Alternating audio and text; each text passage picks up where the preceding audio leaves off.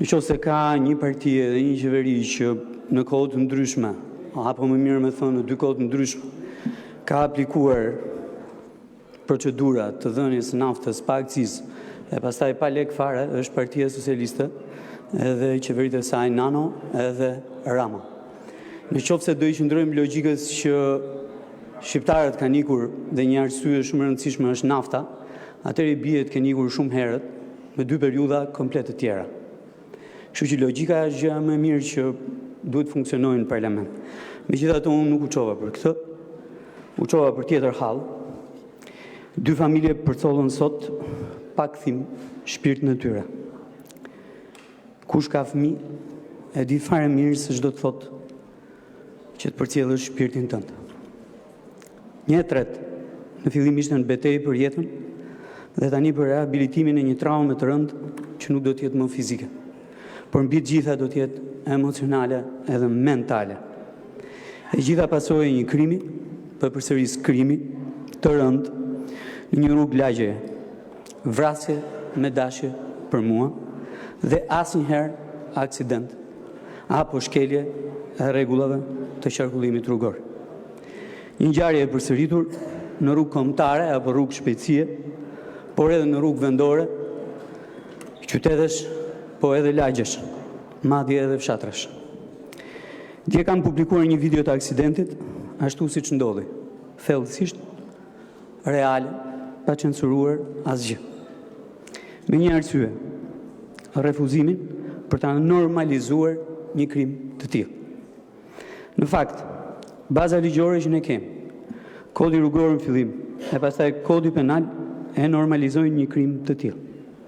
Në një standard krejtësisht po e përsëris normalizues. Një i pirë, jo thjesht i dërë, është një stadë akoma më i lartë ai, po një i pirë. Për më keq, pastaj një i dërë që ngjet një makinë në rrugë, ndalohet, shoqërohet, dërgohet në paraburgim. Thuaj se në çdo rast praktikisht është liruar apo lirohet pas 2 ditësh. Procedimi i tij vazhdon në liri. Në dimensionin e kodit rrugor, të deurit i hiqen 11 deri në 13 pikë, nga patenta me 20 deri në 30 pikë, nëse i deuri është kapur nga ora 22 e mbrëmjes deri në orën 6 mëngjesit. I hiqen 4 deri në 8 pikë, nëse i deuri është kapur nga ora 6 e mëngjesit deri në orën 22 të mbrëmjes.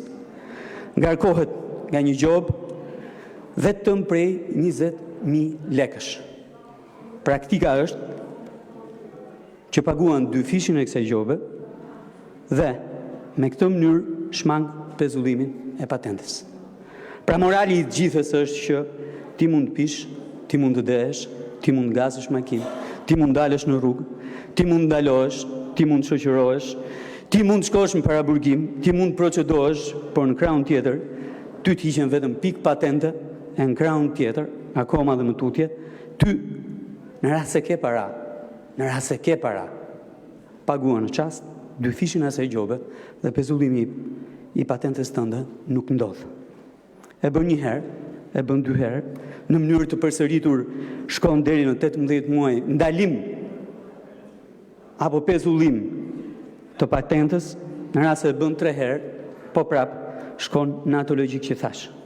Nga 0.73, siç ishte i dehuri i kësaj radhe, në 0.70 i hiqen 10 pikë, vetëm 10 pikë në patentën e tij. Ndërkohë, ai po hetohet për shkelje të rregullave të qarkullimit rrugor, drejtimin e mjetit në mënyrë të parregull, largim nga vendi i aksidentit. Ky është normalizimi ligjor që ne kemi. Ky është profili që përcakton sot kodi rrugor në referencë natyrisht të asaj që është votuar këtu shumë kohë më përpara. Ndërkohë banorët kanë një profil tjetër, pikërisht për të dehurin, profilin e një të forti që sundon lagjen, që sundon rrugët, që dehet dhe që vret njerëz. Natyrisht e kam thënë dje dhe do ta them këtu me zë të lartë në sallën e kuvendit. Kjo nuk është shkelje e rregullave të qarkullimit rrugor. Kjo është vrasje.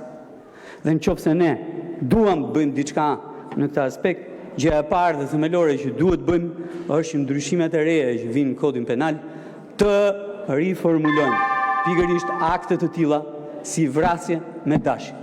Një i dehur që ngjet makinën edhe kur ndalohet nga ligji, hyn në rrugë për të vrarë e për të vrarë me dashje. Faleminderit. Zoti Kulliçi.